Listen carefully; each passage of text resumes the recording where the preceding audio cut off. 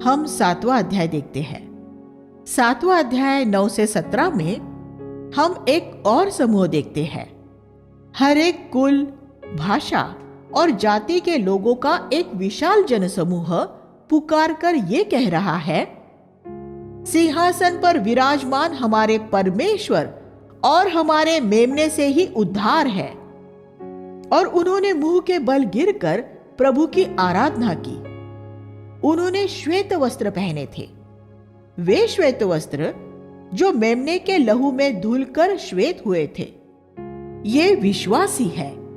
ये एक विशाल जनसमूह है, क्योंकि इसमें हर एक कुल और जाति के वे बच्चे भी शामिल हैं जो उनके शिशुकाल में ही मर गए थे, और वे बच्चे भी हैं जिन्हें गर्भपात द्वारा मार डाला गया था।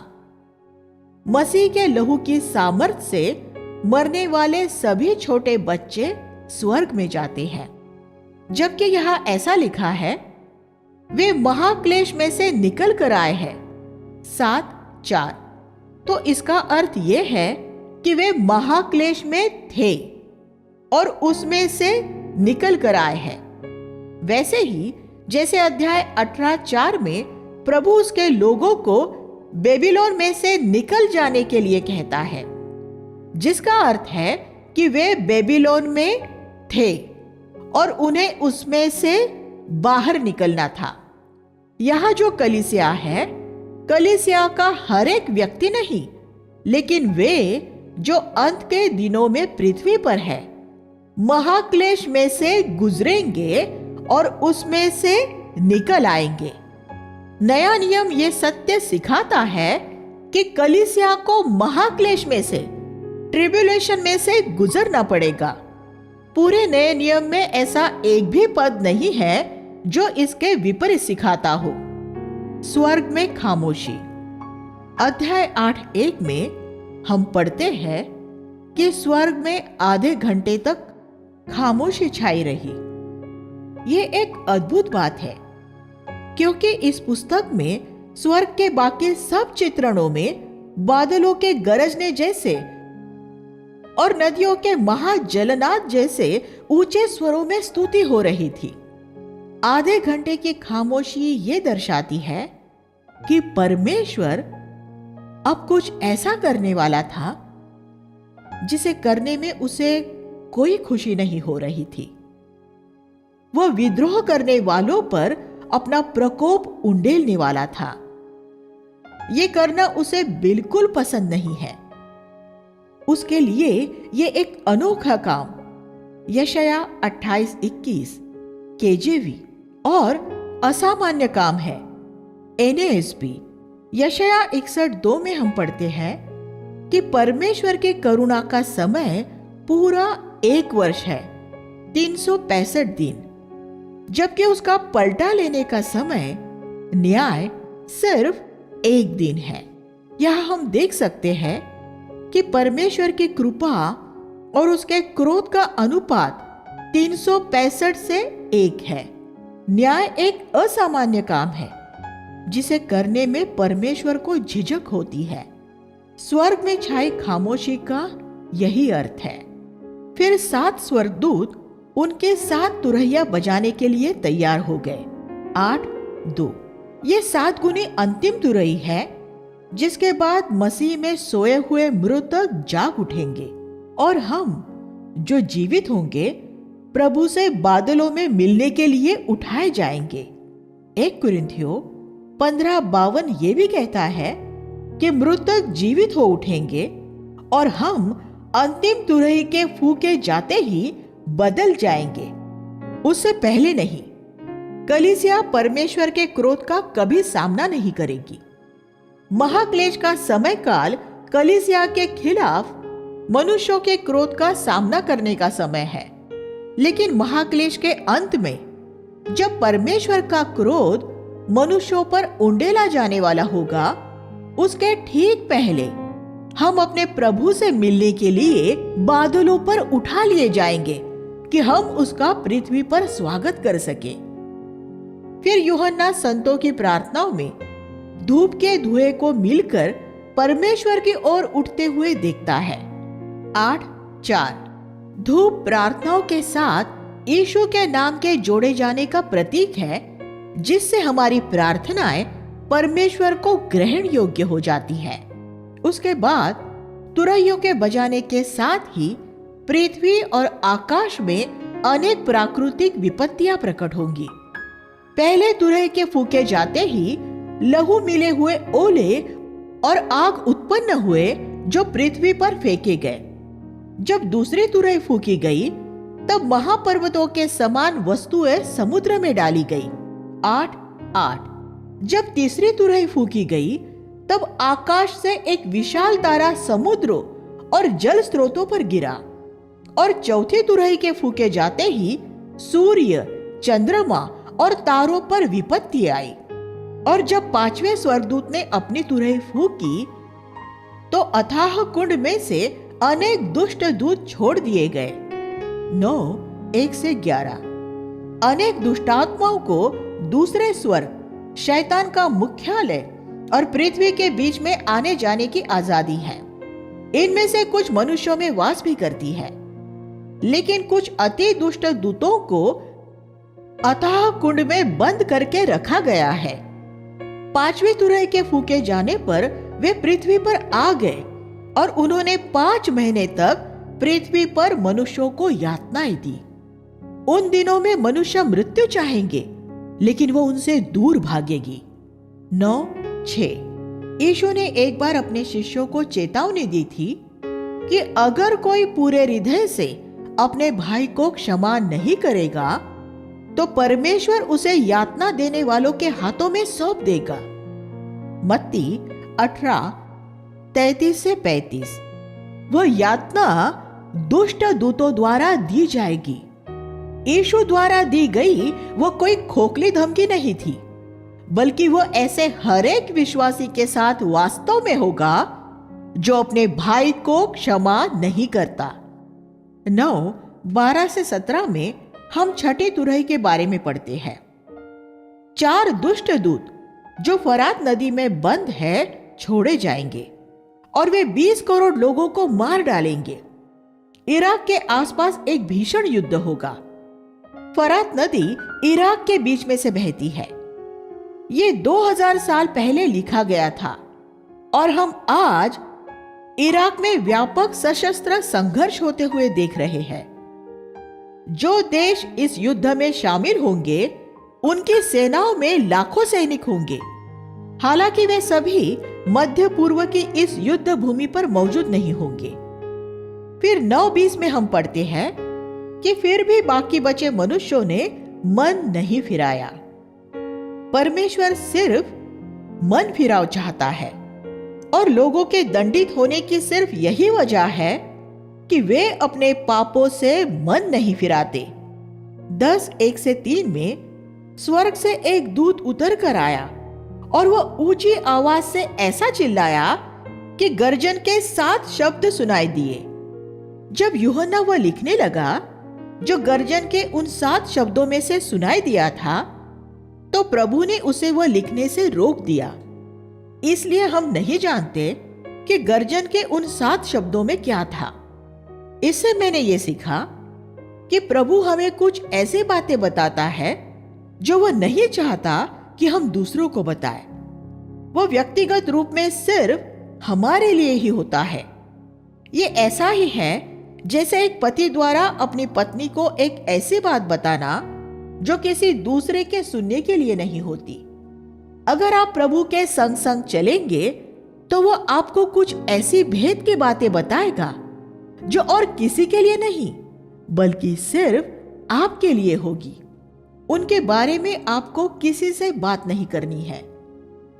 लेकिन जब प्रभु आपसे लिखने के लिए कहे तो आपको लिखना चाहिए।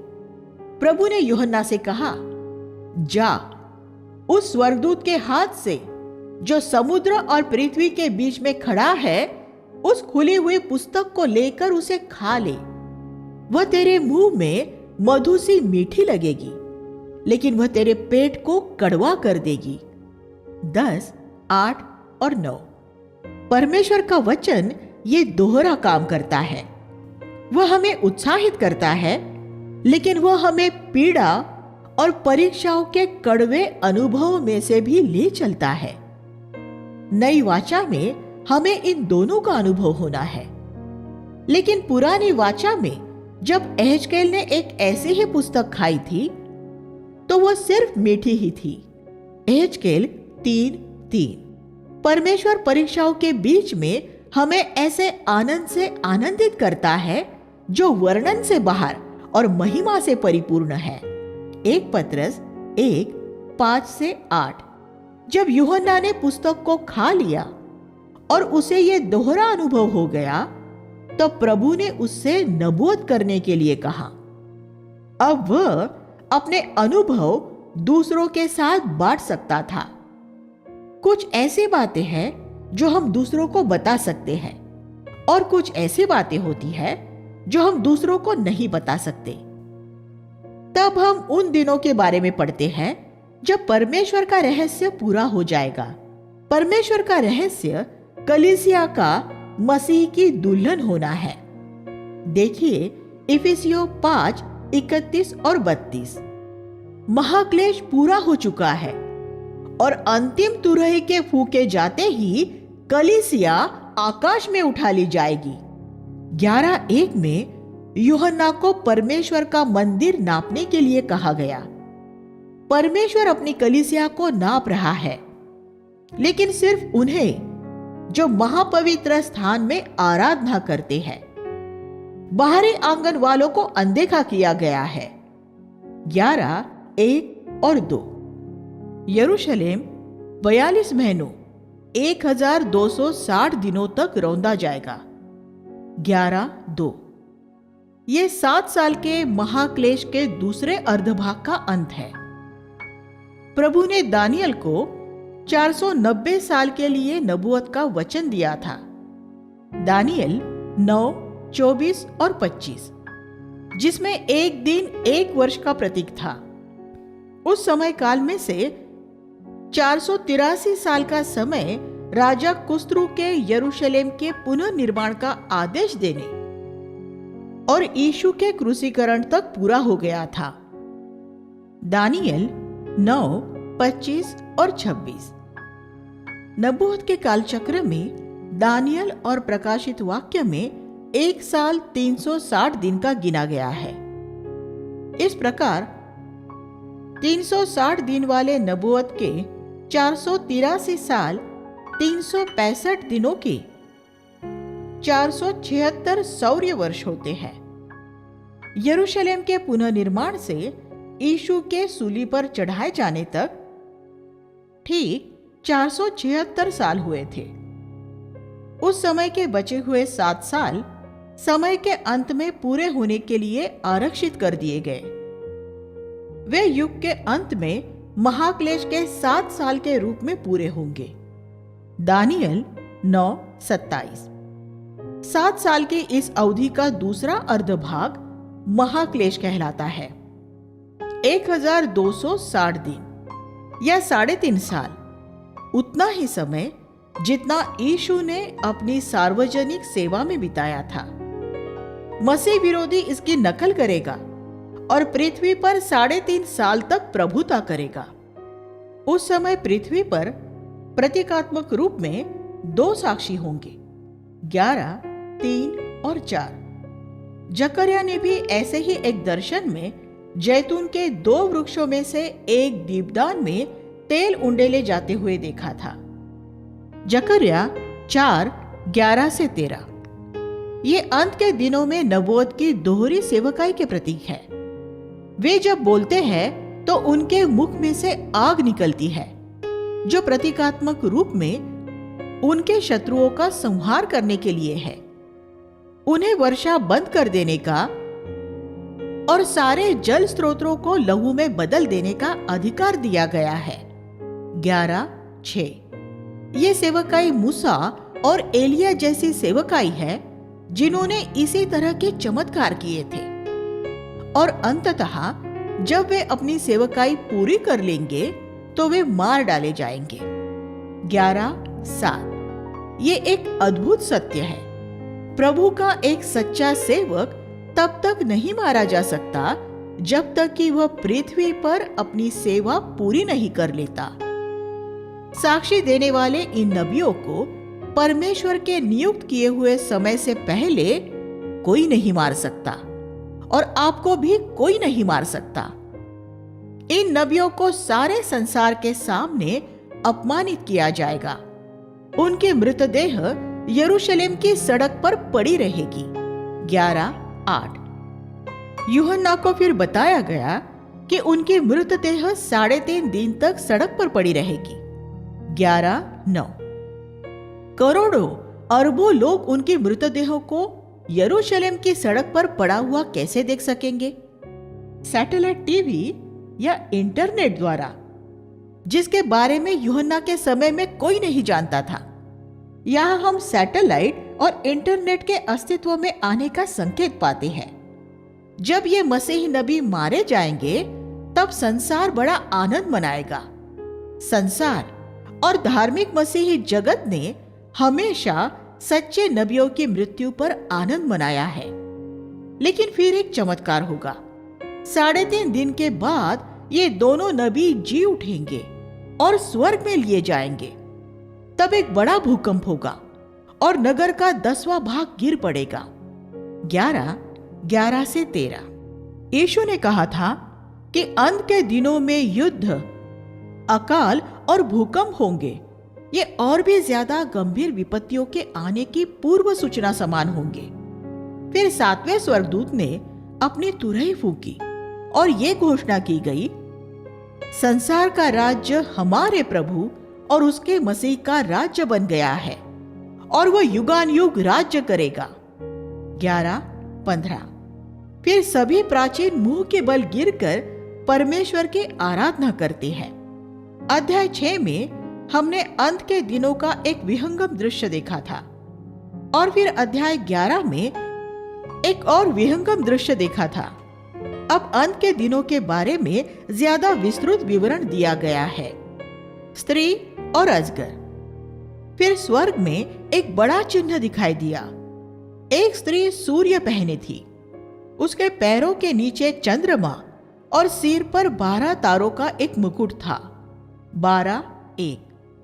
यूसुफ ने एक स्वप्न देखा था जिसमें उसने 11 तारे देखे जो उसके भाइयों के प्रतीक थे और वे उसके सामने झुक रहे थे। इसलिए जब हम शास्त्र की तुलना शास्त्र से करते हैं तो यह स्पष्ट है कि ये 12 तारे इज़राइल के 12 गोत्र हैं। इसलिए यह स्त्री इज़राइल का प्रतीक है और वह एक बच्चे को जन्म देती है। वह बच्चा यीशु है जिसका जन्म इज़राइल में हुआ था। फिर हम अजगर, शैतान के बारे में पढ़ते हैं जो बहुत पहले 1/3 स्वर्गदूतों, आकाश के तारों को अपने साथ लेकर परमेश्वर से विद्रोह कर चुका था। 12:4। वे सब दुष्टात्माएं बन गए। इस पद से हम ये जान सकते हैं कि करोड़ों दूतों में 1/3 दूत दुष्टात्माएं बन गए हैं और 2/3 दूत अब भी परमेश्वर के प्रति विश्वास योग्य है। इसलिए ये याद रखें कि हमारे विरोध में रहने वाली हर एक दुष्टात्मा का सामना करने के लिए हमारे पक्ष में 2 स्वर्गदूत रहते हैं। अजगर स्त्री के इज़राइल के सामने खड़ा हो जाता है कि उस स्त्री के बच्चे का जन्म होते ही वो उसे निगल जाए। हेरोद ने बालक यीशु को मारने द्वारा यही कोशिश की थी, लेकिन वह सफल नहीं हुआ। वह बच्चा यीशु परमेश्वर और उसके सिंहासन के पास उठा लिया गया। 12:5। 12:7 से 10 में हम ये पढ़ते हैं कि कैसे शैतान को दूसरे स्वर्ग से नीचे फेंका गया, स्वर्गीय स्थानों से। इफिस 6:12। इससे बहुत पहले वह तीसरे स्वर्ग, परमेश्वर की प्रत्यक्ष उपस्थिति से दूसरे स्वर्ग में फेंका गया था। अब वह वहां से पृथ्वी पर फेंका गया है। उसे सारे संसार को भरमाने वाला और भाइयों पर दोष लगाने वाला कहा गया है। वो परमेश्वर के सामने विश्वासियों पर रात दिन दोष लगाता है। 12:10। जो भी विश्वासियों पर दोष लगाता है वह शैतान के साथ मिल जाता है। हम दूसरे विश्वासियों की गलत शिक्षाओं का पर्दाफाश कर सकते हैं और उनसे असहमत हो सकते हैं, लेकिन हमें शैतान के साथ मिलकर कभी उन पर दोष नहीं लगाना चाहिए। 12-11 में हम 3 चरणों में शैतान पर जय पाने के तरीके पाते हैं। पहला, यीशु मसीह के लहू द्वारा। शैतान के दोषारोपण से हमें बिल्कुल कोई फर्क नहीं पड़ता, क्योंकि यीशु के लहू ने हमें सब पापों से शुद्ध कर दिया है। जब शैतान ऐसे किसी भी पाप के लिए हम पर दोष लगाए जो हमने पिछले दिनों में या काफी समय पहले किया हो, तो हमें एक सिद्ध विश्वास के साथ उससे कह देना चाहिए, यीशु के लहू ने मुझे सब पापों से शुद्ध किया है, इसलिए अब मुझ पर कोई दंड की आज्ञा नहीं है। दूसरा, हमारे साक्षी के वचन द्वारा। हमें शैतान को नियमित रूप से यह कहते रहना चाहिए कि वह हमारे प्रभु द्वारा सूली पर हराया जा चुका है और उसका हम पर कोई अधिकार नहीं है, और इसलिए हमें उसका कोई डर नहीं है, क्योंकि वह परमेश्वर की अनुमति के बिना हमें नहीं छू सकता। अगर हम साहस के साथ शैतान के सामने साक्षी का शब्द बोलते रहेंगे, तो हम उस पर लगातार जय पाते रहेंगे। तीसरा, हमारे स्वयं खुद ही के जीवन से प्रेम न करने बल्कि उसे मृत्यु के हवाले करने द्वारा। गलातियों 5:24। हमारा खुद ही का जीवन, हमारा शरीर हमारे अंदर शैतान का प्रतिनिधि होता है। अगर हम उससे निरंतर घृणा करते रहे और उसे सूली पर चढ़ाते रहे, तो शैतान की शक्ति का फिर हम पर से धीरे धीरे प्रभाव कम होता जाएगा। 12:13-16 में हम देखते हैं कि अजगर स्त्री बचे हुए यहूदियों को सताता है, क्योंकि यीशु इज़राइल में से आया है। पूरे विश्व के इतिहास में ऐसे लोग हुए हैं जिन्होंने यहूदियों को नाश करना चाहा है। हामान ने यहूदियों को नाश करना चाहा था एस्तर की पुस्तक में, और 20वीं शताब्दी में हिटलर ने उन्हें नाश करना चाहा था, लेकिन वे सफल नहीं हुए। आज यहूदी अपने पूर्वजों के देश में रह रहे हैं। हम पढ़ते हैं कि पृथ्वी ने स्त्री की मदद की और उसे अजगर के हमलों से बचाया। जब शैतान इज़राइल को मिटाने में सफल न हो सका, तो वह उसमें से पैदा हुई कलीसिया से युद्ध करने के लिए निकला।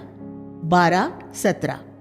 अनेक वर्षों तक सभी आरंभिक मसीही सिर्फ यहूदी ही थे। यह कलीसिया को परमेश्वर की आज्ञा मानने वाले और यीशु की साक्षी पर स्थिर रहने वाले कहा गया है। सच्ची कलीसिया का ये दोहरा चिन्ह है। 2 पशु। 13:1 में हम एक 10 सींगों वाले पशु को समुद्र से निकलते हुए देखते हैं। ये मसीह विरोधी के प्रकट होने का चित्र है। हम देखते हैं कि अजगर उसका समर्थन करता है। लोग मसीह विरोधी की आराधना करते हैं। वह चालाकी से धोखा देकर मसीह के जी उठने की नकल करता है। 13:3। एक घातक घाव के बाद भी वह चंगा हो जाता है, और उसके चंगा हो जाने से सारा जगत विस्मित हो जाता है। वह असल में मरा ही नहीं था, और इसलिए वह मृत्यु में से नहीं जी उठा था। सिर्फ मसीह ही मृत्यु में से जी उठा है, लेकिन मसीह विरोधी जी उठने की नकल करेगा। वह अहंकार से भरे और ईश निंदक शब्द बोलता है। 13:5। वह अपना मुंह खोलता है और परमेश्वर की निंदा करता है। 13:6। उसे पवित्र लोगों से युद्ध करने और उन पर विजय पाने का अधिकार दिया गया है, उनकी देह पर प्रबल होने का अधिकार। 13:7। शैतान और उसके दूत हमारी देह पर प्रबल होकर हमें मार सकते हैं, लेकिन वह हमारी आत्माओं पर प्रबल नहीं हो सकता।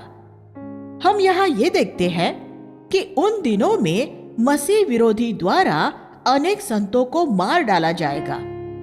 ये साबित करता है कि मसीह विरोधी के दिनों में पृथ्वी पर संत विश्वासी मौजूद होंगे, और ये महाक्लेश के समय पृथ्वी पर कलीसिया के मौजूद होने का एक और प्रमाण है।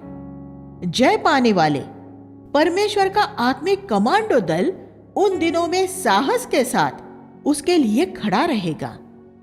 जिसके पास सत्य को सुनने वाले कान हो वो सुने। 13:8 में हम ये पढ़ते हैं कि सभी पृथ्वीवासी, मतलब वे जिनके मन पृथ्वी की बातों पर लगे हैं, मसीह विरोधी की आराधना करेंगे, लेकिन जिनके नाम जीवन की पुस्तक में लिखे हैं वे उसकी आराधना नहीं करेंगे। ये वे जय पाने वाले हैं जिनके मन पृथ्वी की बातों पर नहीं लगे हैं। ये एक और ऐसा कथन है जो ये प्रमाणित करता है कि महाक्लेश के समय पृथ्वी पर ऐसे विश्वासी मौजूद होंगे जो मसीह विरोधी का सामना करेंगे। ये एक हैरानी की बात है कि ऐसे स्पष्ट कथनों के बावजूद आज भी ऐसा मानने वाले लोग हैं कि कलीसिया महाक्लेश से पहले गुप्त रूप में उठा ली जाएगी। जब एक बार एक गलत शिक्षा का प्रचारक विश्वासियों के मन भ्रमित कर देते हैं, तो पवित्र शास्त्र में साफ देख लेने पर भी उनके लिए अपने विचार बदलना मुश्किल हो जाता है। ऐसा करने के लिए नम्रता, ईमानदारी और बड़े साहस की जरूरत होती है। फिर मसीह विरोधी का साथ देने के लिए समुद्र में से एक और पशु निकलता है। 13:11 ये झूठा नबी है। ये शैतान की झूठी त्रिएकता है। शैतान स्वामी, मसीह विरोधी, राजनैतिक अगुआ और झूठा नबी धार्मिक अगुआ। धर्म, राजनीति और शैतान मिलकर फिर कलीसिया को सताते हैं। इस नए पशु के मेमने जैसे सिंग है। वह मसीह का अनुयायी होने का दिखावा करता है। ये एक ऐसा धार्मिक अगुआ हो सकता है जो यीशु मसीह के सच्चे विश्वासियों को सताता है। इतिहास मसीह जगत के ऐसे बहुत से अगुओं, रोमन कैथोलिक और प्रोटेस्टेंट दोनों के बारे में बताता है, जिन्होंने बीती शताब्दियों में मसीह के सच्चे अनुयायियों को सताया है और आज भी सता रहे हैं। इसलिए अगर एक और तथाकथित मसीही अगुआ मसीह विरोधी के साथ मिलकर परमेश्वर के लोगों को सताएगा तो इसमें कोई हैरानी की बात नहीं होगी। उसके मेमने जैसे सींग है, लेकिन वह अजगर की तरह बोलता है। वह भेड़ की खाल में भेड़िया है। उसे मसीह विरोधी की राजनीतिक सत्ता का समर्थन प्राप्त है और वह लोगों को मूर्ख बनाने के लिए भरमाने वाले चिन्ह दिखाएगा। वह एक जादूगर और सम्मोहित करने वाला होगा और वह परमेश्वर के वचन से अनजान भोले भाले लोगों को भरमाने के लिए झूठे चिन्ह चमत्कार दिखाएगा। 13 से 14 वह राजनीतिक अगुए की एक बोलने वाली मूर्ति बनवा कर भी लोगों को धोखा देता है। ये एक यांत्रिक मानव, कंप्यूटरकृत रोबोट होगा जो बिल्कुल मनुष्य जैसा नजर आएगा, जिसमें से पहले से रिकॉर्ड की हुई आवाज सुनाई देगी। उसका मुख उस आवाज के साथ पूरी तरह सुसंगत रूप में हिलेगा और बहुत से लोग भ्रमित हो जाएंगे। मैंने कुछ संग्रहालयों में, म्यूजियम में ऐसे यांत्रिक मानव देखे हैं। फिर वह झूठा नबी संसार के सभी लोगों के ऊपर एक चिन्ह लगाएगा। इसे पशु का चिन्ह कहा गया है। लोग ये चिन्ह या तो अपने मस्तकों पर या अपने दाएं हाथों पर लगवाएंगे। 13-16 अगर वह उनके हाथ में होगा तो वह उसे लोगों से छुपा सकेंगे, लेकिन अगर वह मस्तक पर होगा तो सभी उसे देख सकेंगे। इसका अर्थ है कि शैतान लोगों के सामने यह विकल्प ऑप्शन रखेगा कि वे या तो उसके प्रत्यक्ष अनुयायी हो सकते हैं जो अपने मस्तक पर चिन्ह लगवाएंगे, या फिर गुप्त अनुयायी हो सकते हैं जो अपने हाथ पर चिन्ह लगवाएंगे। आज ऐसे बहुत से लोग हैं जो प्रत्यक्ष खुले रूप में शैतान के पीछे चलते हैं, और दूसरे ऐसे हैं मसीही कलीसियाओं में भी जो गुप्त रूप में शैतान के पीछे चलते हैं। वे गुप्त रूप में लैंगिक पाप करते हैं, अपने हाथों में छुपाकर रिश्वत देते हैं और फिर कलीसिया में आकर पवित्र लोगों की तरह उन्हीं हाथों से रोटी तोड़ते हैं। शैतान लोगों के सामने ये दोहरा चुनाव रखता है कि वह अपनी कलीसियाओं में गुड रेपुटेशन, अच्छे प्रतिष्ठा बनाए रहे और अपनी निजी जीवन में उसके पीछे चले। शैतान ने यीशु के सामने ये चुनाव रखा था कि अगर वो उसके सामने झुक जाए तो वो उसे सब कुछ देगा।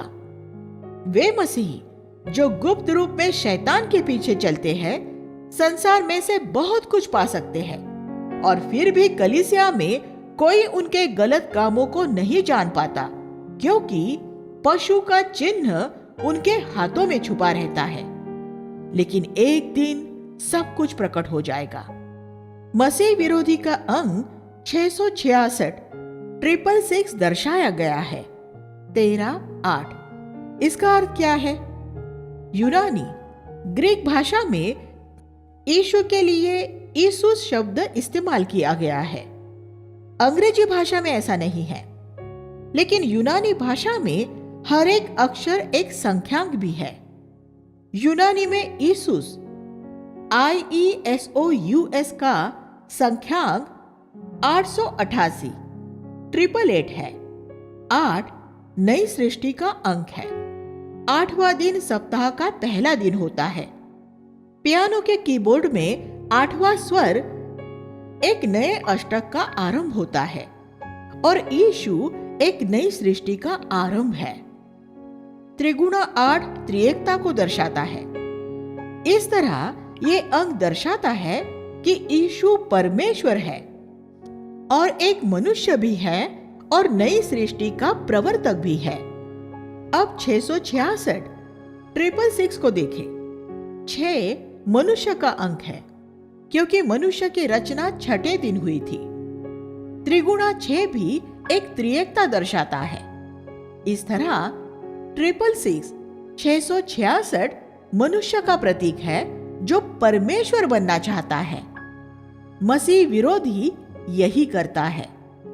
मसीह विरोधी तथाकथित ईश्वर या पूज्य कहलाने वाली हर एक वस्तु का विरोध करता है और अपने आप को उन सब से ऊंचा ठहराता है, और यहाँ तक कि वह परमेश्वर के मंदिर में बैठकर स्वयं को परमेश्वर प्रदर्शित करता है।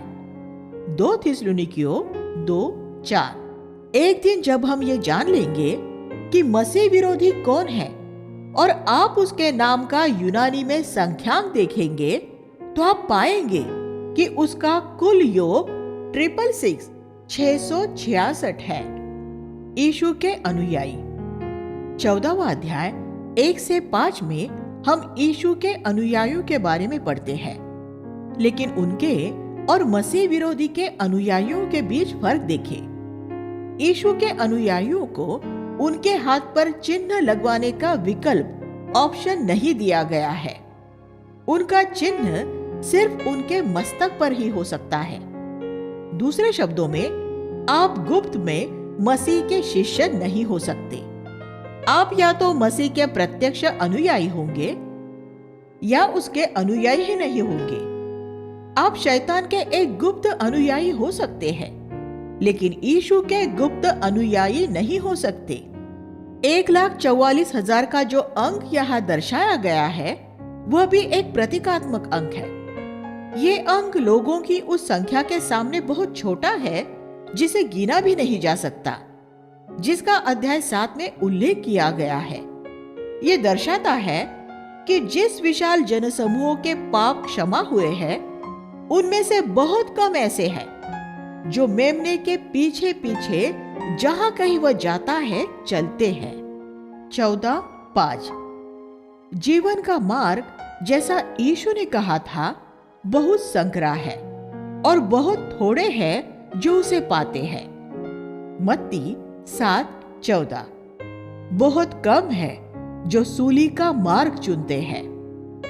ये छोटा समूह एक नया गीत गाता है, मसीह के प्रति भक्ति का एक ऐसा गीत जो उन्होंने स्वर्ग जाने से पहले पृथ्वी पर ही सीखा था। 14:3। आप मसीह के प्रति भक्ति का ये गीत स्वर्ग में जाने के बाद नहीं सीख सकते। वह गीत यही पृथ्वी पर रहते हुए ही सीखना पड़ता है। इस समूह के बारे में यह भी कहा गया है कि उनके मुख में कोई झूठ नहीं पाया गया था। 14:5। इसलिए इस समूह में प्रवेश करने के लिए एक व्यक्ति को अपने जीवन में से सारे झूठ, सारे दिखावे और सारे पाखंड को दूर करना होगा। ये यीशु के सच्चे अनुयायी है, यीशु मसीह की दुल्हन। इन्हें पृथ्वी पर से मोल लिया गया था। 14:3, जिसका अर्थ है कि उन्होंने इस पृथ्वी के प्रति लगाव से छुटकारा पा लिया था। उनके बारे में यह भी लिखा है कि उन्होंने अपने आप को स्त्रियों के साथ भ्रष्ट नहीं किया क्योंकि वे कुंवारे हैं। 14:4, इसका अर्थ है कि उन्होंने अपने आप को वेश्या बेबीलोन से बचा कर रखा था। सांसारिक मसीहत, जिसके बारे में हम अध्याय 17 और 18 में और अधिक जानेंगे। 14:7-11 में हम 3 स्वर्गदूतों को न्याय के 3 संदेश सुनाते हुए पाते हैं। पहला कहता है, परमेश्वर से डरो और उसकी महिमा करो, क्योंकि उसके न्याय का समय आ पहुंचा है। दूसरा कहता है, गिर पड़ा, महान बेबीलोन गिर पड़ा। और तीसरा कहता है, अगर कोई पशु के पीछे जाएगा तो वह अनंत यातना पाएगा। 14:14-20 में हम न्याय की कटनी की बात देखते हैं, क्योंकि प्रभु अब अपनी हंसिया लगाता है। एक स्वर्गदूत कहता है, अपनी हंसिया लगाकर फसल काट, क्योंकि कटनी आ पहुंची है और क्योंकि पृथ्वी की फसल पक चुकी है। 14:15, ये उन आत्माओं की कटनी नहीं है जिनका उद्धार होने की जरूरत है। वह कटनी तो 2000 साल पहले ही तैयार थी, जब यीशु ने अपने शिष्यों से कहा था, अपनी आंखें उठाओ और खेतों पर दृष्टि करो कि वे कटनी के लिए तैयार है। यूहन्ना 4:35। लेकिन हम यहाँ एक दूसरी ही कटनी पाते हैं। युग के अंत में संसार पर आ पड़ी परमेश्वर के न्याय की कटनी, मसीह की दुल्हन। अध्याय 15 में हम मसीह की दुल्हन का एक और चित्रण पाते हैं। वह जयवंत अवस्था में एक अग्नि मिश्रित कांच के समुद्र पर खड़ी है। कांच का समुद्र एक सिद्ध विश्राम के जीवन का चित्र है। दुष्ट अशांत समुद्र की तरह होते हैं, वे उफनता रहता है। यशाया 57:20। अब हम इस दृश्य से विपरीत एक दूसरा दृश्य देखते हैं। यहाँ ऐसे विश्वासी हैं जिन्होंने अपने जीवन में मसीह के विश्राम दिन में प्रवेश कर लिया है। इब्रानियों 4:9-11। वे मूसा का गीत गाते हैं। मूसा के ये 2 गीत हैं। एक निर्गमन 15:1-4 में है और दूसरा व्यवस्था विवरण 32:144 है। इन दोनों गीतों की विषय वस्तु एक ही है। परमेश्वर ने स्वयं ही हमारे शत्रुओं से बदला लिया है। हमने ये नहीं किया, ये परमेश्वर ने किया है। प्रभु की स्तुति हो। अध्याय 16 में हम परमेश्वर के प्रकोप के 7 कटोरों के बारे में पढ़ते हैं, जिन्हें पृथ्वी पर उंडेला जाता है। इस अध्याय में जिन बातों का वर्णन किया गया है, हम इन सारे घटनाओं को कुछ ही समय में अपने सामने पूरा होता हुआ देख सकते हैं। प्रकाशित वाक्य में परमेश्वर के क्रोध का सिर्फ यही बयान किया गया है। अध्याय 14-16 में महाक्लेश के समय के अंत में 6वां अध्याय 16-17 में हम इसका पूर्व दर्शन पाते हैं। वह क्रोध किसी विश्वासी को नहीं छुएगा, क्योंकि हम उससे बचा लिए गए हैं। प्रभु के दूसरे आगमन का उल्लेख इस अध्याय के बीच में 16-15 में अचानक ही किया गया है। कलीसिया आकाश में उठा ली जाती है। परमेश्वर का कोप पृथ्वी पर उंडेला जाता है और मसीह अपनी कलीसिया के साथ पृथ्वी पर राज करने के लिए उतर आता है। 19:11। जब प्रकोप का 7वां कटोरा उंडेला जाता है, तब पृथ्वी पर अनेक विपत्तियां आ पड़ती है। थोड़े ही समय में खत्म हो जाने वाला हर्मगिद्दोन का युद्ध होता है और बेबीलोन न्याय के लिए तैयार हो जाता है। बेबीलोन किन बातों का प्रतीक प्रतिनिधि है, इसका बयान अगले 2 अध्यायों में किया गया है। बेबीलोन और आत्मिक वेश्यावृत्ति। अध्याय 17 और 18 बेबीलोन के बारे में है। ये एक धार्मिक और राजनैतिक दोनों ही तरह की व्यवस्था है। ये उस भ्रष्ट मसीहत का भी प्रतीक है जिसमें वही आत्मा है जो संसार के सभी भ्रष्ट राजनैतिक पक्षों में है। बेबीलोनी मसीही जगत सांसारिक शक्ति और परमेश्वर की सामर्थ दोनों ही चाहता है, लेकिन क्योंकि परमेश्वर की सामर्थ पृथ्वी की शक्ति और गौरव के साथ मिश्रित नहीं हो सकती, इसलिए शैतान मसीही जगत को परमेश्वर के सामर्थ की नकल करके दिखाता है। वही सामर्थ जो हम आज बेबीलोनी प्रचारकों में से काम करती हुई देख रहे हैं। लेकिन यीशु ने कहा था, मेरा राज्य इस संसार का नहीं है। यीशु के शिष्य होते हुए आप स्वर्ग का राज्य और इस संसार का राज्य दोनों नहीं पा सकते। लेकिन बेबीलोनी मसीहत कहती है कि आप पा सकते हैं। इसलिए बेबीलोनी मसीही जो कुछ इस संसार में से पा सकते हैं वह सब ले लेना चाहते हैं, लेकिन साथ ही वे ये भी कहते हैं कि वे पहले स्वर्ग के राज्य की खोज कर रहे हैं। लेकिन अंतिम दिन उन्हें पता चलेगा कि शैतान ने उन्हें बहकाया था और उन्हें स्वर्ग का राज्य कभी नहीं मिलेगा। अध्याय 17 में हम एक स्त्री को पशु पर सवारी करता हुआ देखते हैं। पशु संसार की राजनीतिक व्यवस्था है और वह स्त्री धार्मिक मसीहत है, और दोनों एक दूसरे का हाथ थामे चलते हैं। 17:5 में हम महान बेबीलोन के बारे में पढ़ते हैं। प्रकाशित वाक्य में बेबीलोन को 11 बार महान कहा गया है, लेकिन यरूशलेम को पवित्र नगरी कहा गया है। प्रकाशित वाक्य 21:2। महान और पवित्र के बीच का फर्क मात्रा और गुणवत्ता का फर्क है। बेबीलोन और यरूशलेम के बीच मूल फर्क गुणवत्ता है।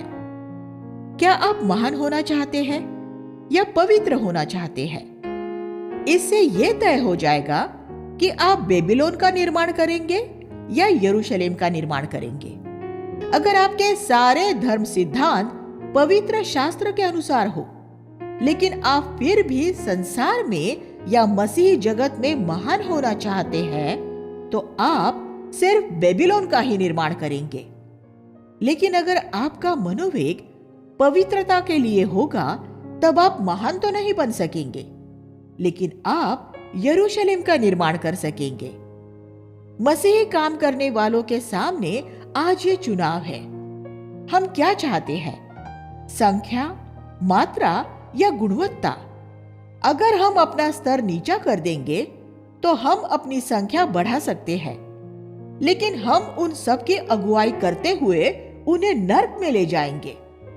नूह की कलीसिया में 120 साल के प्रचार के बाद सिर्फ 8 लोग ही थे, क्योंकि वह धार्मिकता का प्रचारक था जिसने अपना स्तर नीचा नहीं किया था।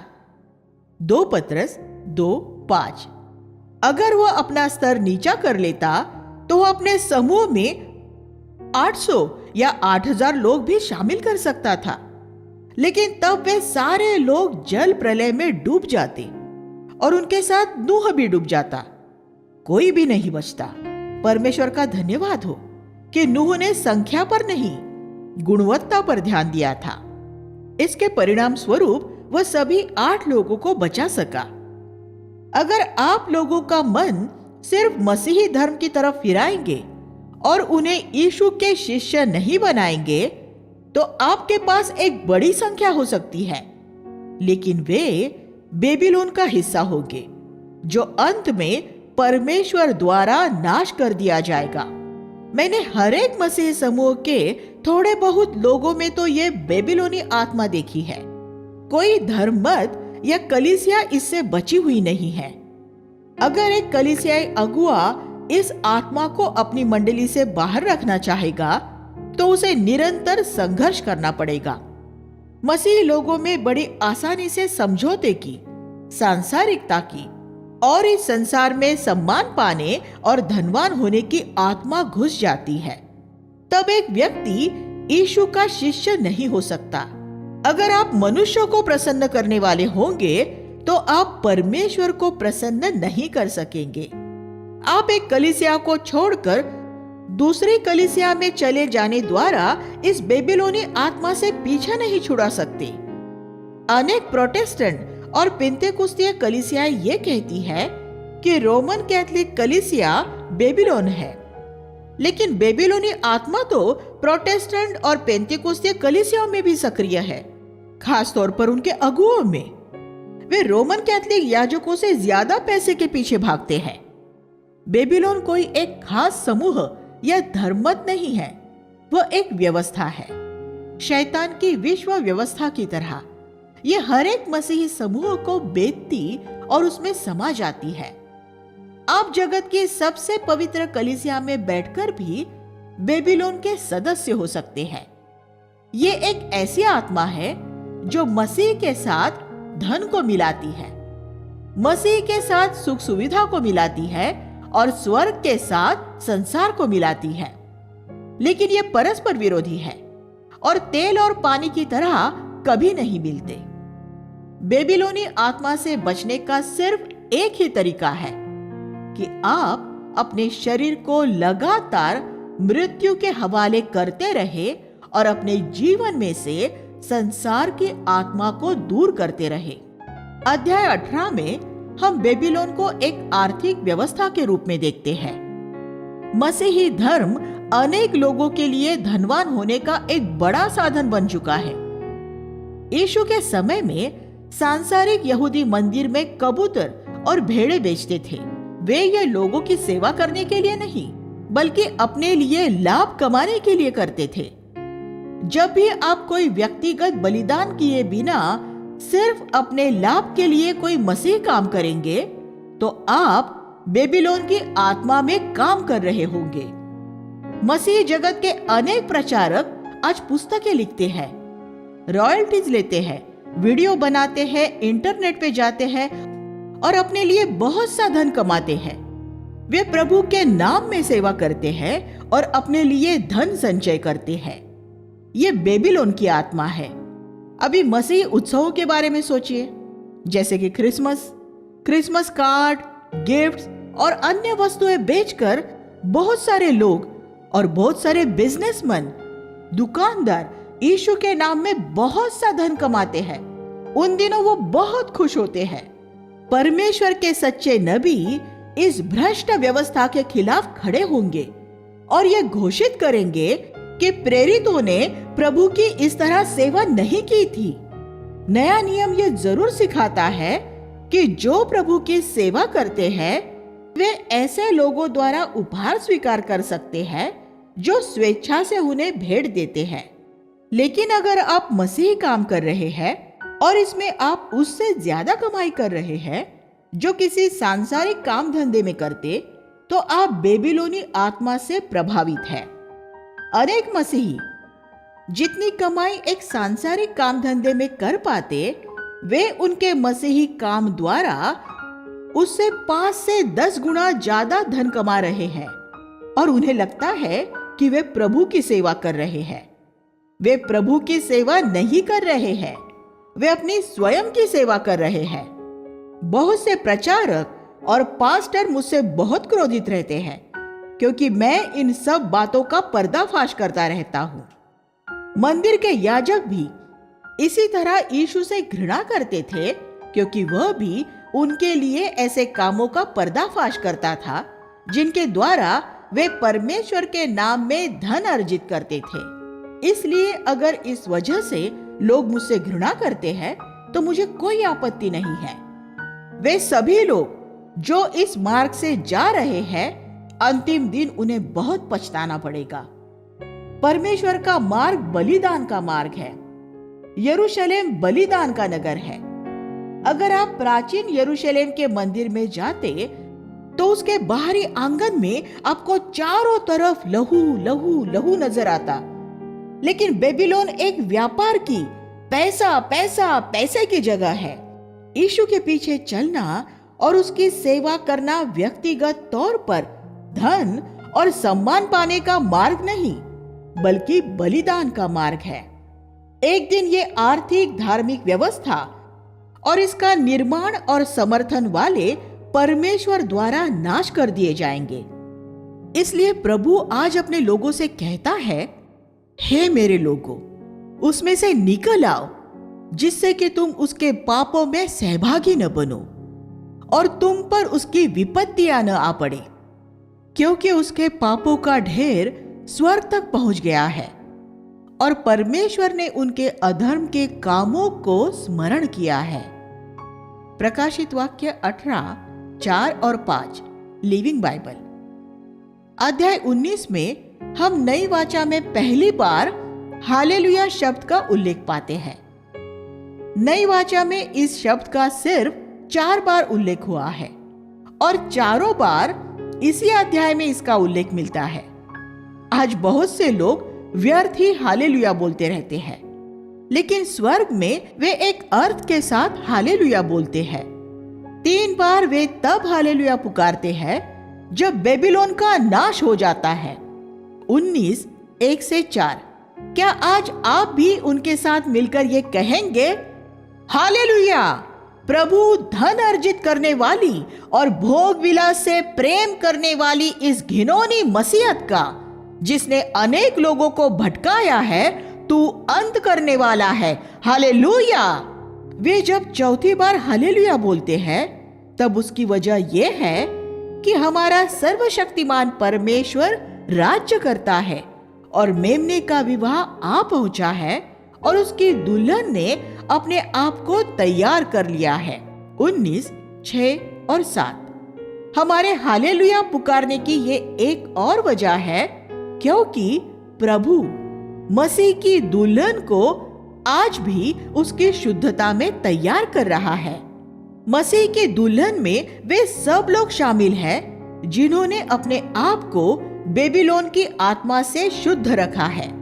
उसने कोई सोना नहीं बल्कि शुद्ध श्वेत मलमल पहना है, जो इन विश्वासियों द्वारा बिताए गए खरे जीवन का प्रतीक है।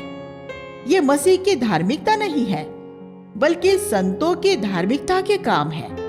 प्रकाशित वाक्य 19:8। शुद्ध श्वेत वस्त्र वेश्या के भड़कीले वस्त्रों से बिल्कुल विपरीत है, जो बैंजनी और किरमिजी रंग के वस्त्र पहने थी और बहुमूल्य रत्नों और मोतियों से सुसज्जित थी। 17:4। मसीह की दुल्हन को देखकर यूहन्ना इतना उत्साहित हो गया कि वह स्वर्गदूत की आराधना करने के लिए उसके पैरों में गिर पड़ा। लेकिन स्वर्गदूत ने उससे कहा, मेरी नहीं, परमेश्वर की आराधना कर। तब हम एक योद्धा के रूप में मसीह को उन सभी संतों के साथ पृथ्वी पर लौटते हुए देखते हैं जो पृथ्वी पर उसका स्वागत करने के लिए उससे आकाश के बादलों में मिलते हैं। 19:11-16। वह अपना राज्य स्थापित करने के लिए आ रहा है। यहाँ हर्मगिदोन के युद्ध का एक संक्षिप्त विवरण है। 19:17-21। तब मसीह विरोधी और झूठा नबी आग की झील में डाल दिए जाते हैं। 19:20।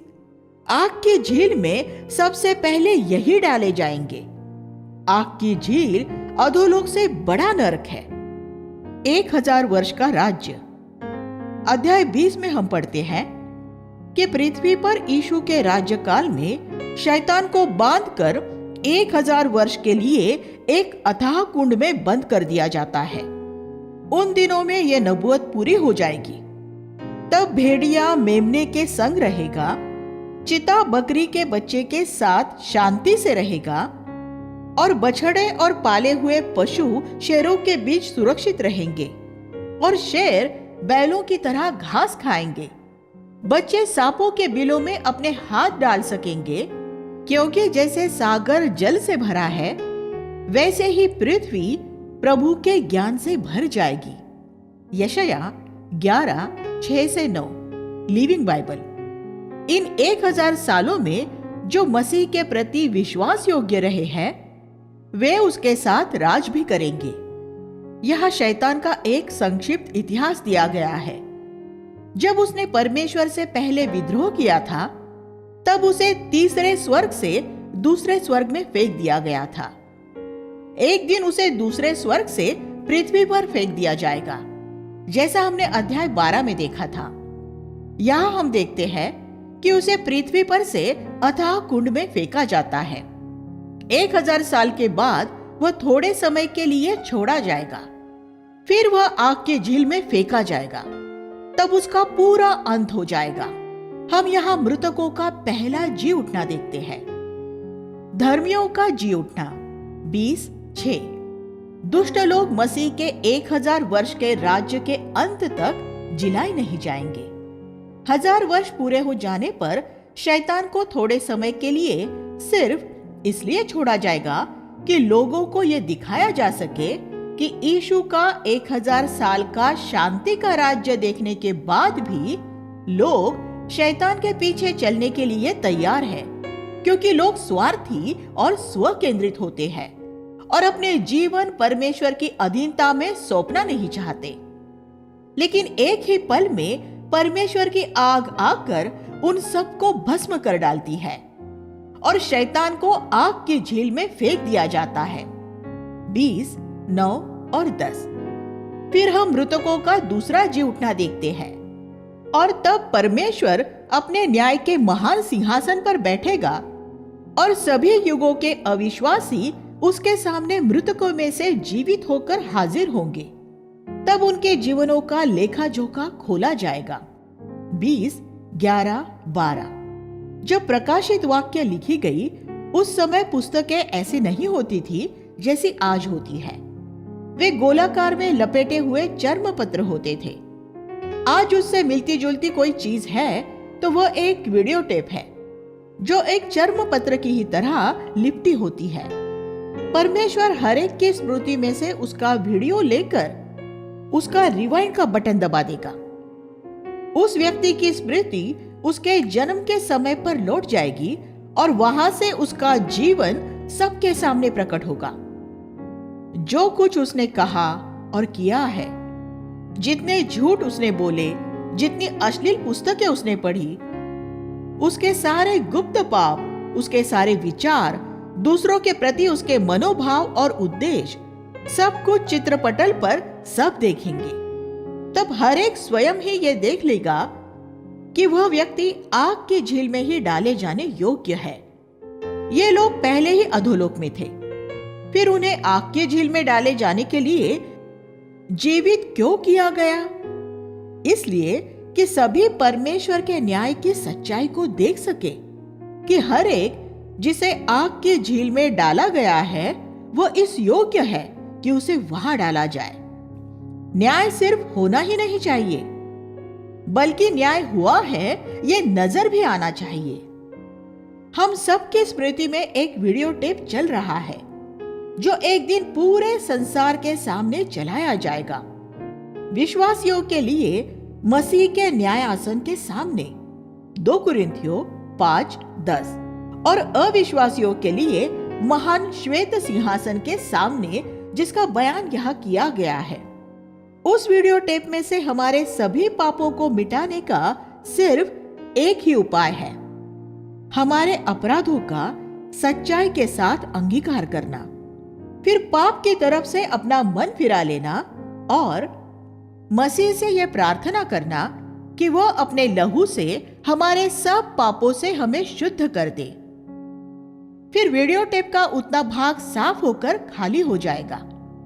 लेकिन हमारे पापों के आसानी से क्षमा हो जाने का अर्थ ये नहीं है कि हम पाप के प्रति लापरवाह हो जाएं। अगर हमारे टेप में से हमारे पाप भी मिट जाते हैं, तब भी अंतिम दिन में जब सभी को हमारी स्मृति के टेप में बहुत सारी खाली जगह नजर आएगी, तो वो भी हमारे लिए एक लज्जा की ही बात होगी।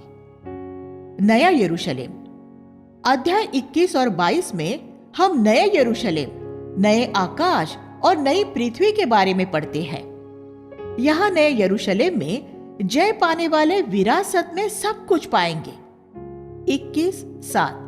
21:8 में हम उन लोगों की एक संक्षिप्त सूची देखते हैं जो आग की झील में फेंके जाने वाले हैं। ध्यान दें कि उस सूची में सबसे पहले डरपोक लोग दर्ज हैं। ये वे लोग हैं जिन्होंने परमेश्वर से ज्यादा मनुष्यों का भय माना और जिन्होंने अपने लिए परमेश्वर की सराहना से ज्यादा मनुष्यों की सराहना चाही और इसलिए इनमें सत्य की ओर खड़े रहने का साहस नहीं था। नए यरूशलेम का तत्व कांच की तरह स्वच्छ है। 21, 10 और 11 ये दर्शाता है कि अगर हमें इस महिमामय कलीसिया का हिस्सा होना है तो हमारे लिए यह जरूरी है कि हम पूरी तरह से पारदर्शक हो और हमें किसी तरह का कोई कपट ना हो। यह प्रतीकात्मक रूप में 21:16 में भी दर्शाया गया है, जहां हमें यह बताया गया है कि नगर की लंबाई, चौड़ाई और ऊंचाई बराबर है। उसकी गहराई भी उसके सामने के भाग लंबाई और चौड़ाई जितनी ही है। इसलिए हमें ये इच्छा होनी चाहिए कि हम पूरे हृदय से अपने जीवन में हर समय कांच की तरह स्वच्छ रहे और जितनी आत्मिक गहराई लोगों को बाहर नजर आती है उतनी ही हमारे भीतर भी हो। दूसरे शब्दों में, हमारे सार्वजनिक जीवन और हमारे निजी जीवन में कोई अंतर नहीं होना चाहिए। 21, 12 और 14 में हम इज़राइल के 12 गोत्रों के बारे में और मसीह के 12 प्रेरितों के बारे में पढ़ते हैं। इसमें यह संकेत मिलता है कि नए यरूशलेम में पुरानी वाचा के संतों और नई वाचा के विश्वासियों दोनों का ही हिस्सा होगा। फिर 22, 1 और 2 में हम जीवन के जल की नदी, जीवन का वृक्ष और परमेश्वर और मसीह का सिंहासन देखते हैं। फिर कहीं कोई श्राप नहीं होगा। 22, 3 भले और बुरे के ज्ञान का वृक्ष नष्ट कर दिया गया है। सूर्य की ज्योति की भी जरूरत नहीं रही है क्योंकि वहां परमेश्वर स्वयं ज्योति है। 22, 5 ये हमारे अनंत निवास का चित्र है। फिर यीशु कहता है, देख मैं जल्दी ही आने वाला हूं, तैयार रहना। और धन्य है वो जो इस पुस्तक की नबुवत के वचन को मानता है। 22, 7 यूहन्ना इतना उत्तेजित हो जाता है कि वह दोबारा से स्वर्गदूत की आराधना करने के लिए उसके पैरों में गिर पड़ता है। यूहन्ना यह गलती दूसरी बार करता है, लेकिन स्वर्गदूत उसे फिर कहता है कि परमेश्वर की आराधना कर। 22, 8 और 9 22, 11 में हम एक अद्भुत उपदेश पाते हैं, जो अन्याय करता है वह अन्याय ही करता रहे और जो अशुद्ध है वह अशुद्ध ही बना रहे। क्या आप ऐसा सोच सकते हैं कि पवित्र बाइबल अपने अंतिम पृष्ठों में अन्याय करते रहने और अशुद्ध बने रहने का उपदेश दे सकती है?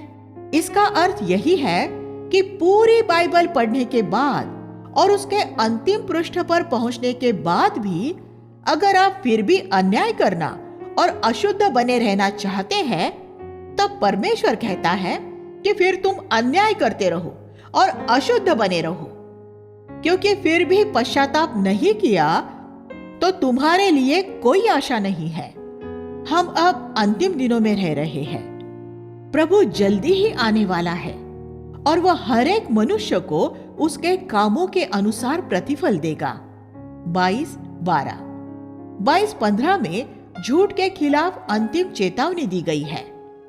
वचन और कर्म दोनों में पाया जाने वाला झूठ। बाइबल में हम जो पहला पाप पाते हैं वह झूठ है, जब शैतान ने हव्वा से कहा कि वह नहीं मरेगी। उत्पत्ति 3, 4 बाइबल के अंत में जिस पाप का उल्लेख है वह भी झूठ है। इससे हम जान सकते हैं कि झूठ और पाखंड कितने गंभीर पाप है। मसीह की दुल्हन में वे लोग हैं जिन्होंने अपने आप को झूठ बोलने की आदत से मुक्त कर लिया है।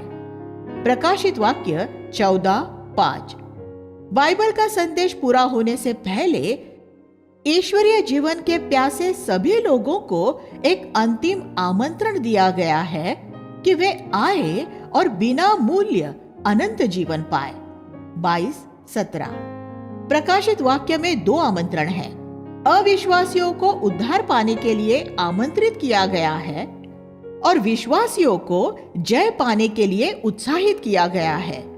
और इस पुस्तक में कुछ भी बढ़ाने और घटाने वाले व्यक्ति को भी एक अंतिम चेतावनी दी गई है। 22, 18 और 19। बाइबल का समापन यीशु के पृथ्वी पर लौटने 22:20 और प्रेरित यूहन्ना के इन शब्दों के साथ होता है। प्रभु यीशु मसीह की कृपा सब लोगों के साथ रहे, आमीन। 22:21। पुरानी वाचा में अंतिम शब्द श्राप है, मलाकी 4:6। और नई वाचा में अंतिम शब्द कृपा के बारे में है। यहाँ हम पुरानी वाचा और नई वाचा के बीच फर्क देख सकते हैं। इस तरह हम बाइबल के समापन पर पहुंचते हैं। हमने क्योंकि बाइबल का अंत देख लिया है, इसलिए हम जानते हैं कि शैतान का अंत कहाँ होने वाला है, आग की झील में। इसलिए शैतान जब भी आप पर आरोप लगाए और आपको सताए तो साहस के साथ उससे कह दे, मैंने बाइबल का अंतिम अध्याय पढ़ लिया है और मुझे मालूम है कि अंत में तेरा क्या होने वाला है। जब शैतान आपको आपका बीता हुआ समय याद दिलाए तो आप उसे उसका आने वाला समय याद दिला देना। हम सब जानते हैं कि हम अंत में कहाँ होंगे। हमेशा के लिए अपने स्वर्गीय पिता और यीशु के साथ और संतों और स्वर्गदूतों के साथ हम स्वर्ग में होंगे। इस बात से हमें हर समय बड़ा उत्साह मिलना चाहिए। एक उदाहरण के साथ हम समाप्त करेंगे। मान लीजिए कि आपके देश और एक दूसरे देश के बीच में क्रिकेट का मैच हो रहा है और आपने उस मैच में टीवी पर आपके देश की टीम को जीतते हुए देखा है। आपका एक मित्र जिसने मैच नहीं देखा था और जिसे उसके परिणाम के बारे में मालूम नहीं है, कुछ घंटों के बाद उसी मैच का रिप्ले देखता है। आप भी उसके साथ बैठकर मैच देखते हैं। रिप्ले में जब कभी आपकी टीम का प्रदर्शन खराब होने लगता है तो आपका मित्र तनाव में आ जाता है और उसे ऐसा लगता है कि आपके देश की टीम हार जाएगी। लेकिन आप पूरी तरह से शांत हैं, क्योंकि आप उसका परिणाम पहले से ही जानते हैं, क्योंकि आपको पता है टीम जीतेगी या हारेगी। इस उदाहरण को शैतान के साथ अपनी लड़ाई पर लागू करके देखें। इसमें आप देख सकते हैं कि कुछ विश्वासी तनाव में आ जाते हैं, निराश हो जाते हैं और बड़ी चिंता में पड़ जाते हैं, जबकि कुछ विश्वासी शांत रहते हैं। शांत रहने वालों ने पहले ही अंतिम परिणाम देख लिया है। उन्होंने प्रकाशित वाक्य पढ़कर उसमें लिखी बातों पर विश्वास कर लिया है कि शैतान पहले ही सूली पर हार गया है और अंत में उसे आग की झील में फेंक दिया जाएगा। अंत में यीशु और संत जय पाते हैं। इसलिए अगर शैतान अभी यहाँ वहां कुछ लड़ाइयां जीत भी लेता है तो भी हमें विचलित होने की कोई जरूरत नहीं है, क्योंकि हम जानते हैं कि वह पहले से ही युद्ध हार चुका है। प्रभु की स्तुति हो। प्रकाशित वाक्य की पुस्तक के अधिक विस्तृत विवरण के लिए मेरी पुस्तक द फाइनल ट्रायम्फ अंतिम विजय पढ़ें, जिसमें मैंने पूरी पुस्तक की एक एक पदानुसार व्याख्या की है। आप उसे ऑनलाइन भी पढ़ सकते हैं। आइए हम प्रार्थना करें। हे स्वर्गीय पिता, आपके वचनों के लिए हम अपने दिल से आपका धन्यवाद करते हैं। जब हम भविष्य की तरफ देखते हैं, ये हमें आशा देते हैं कि यीशु मसीह ने विजय प्राप्त की है। वो प्रभुओं के प्रभु है, राजाओं के राजा है। शैतान पराजित हुआ है, हमारे पापों की क्षमा हुई है। यीशु के लहू ने हमारे सारे पापों से हमें शुद्ध कर दिया है। हमें भविष्य के लिए आशा मिली है कि हम जीवित परमेश्वर के पुत्र और कन्याएं हैं, और हमें आशा मिली है कि जब आप बादलों पर आओगे तब हमें आपके साथ ले जाओगे हमेशा के लिए। हम आपकी स्तुति और धन्यवाद करते हैं प्रभु। हम यीशु के नाम में प्रार्थना करते हैं, आमीन।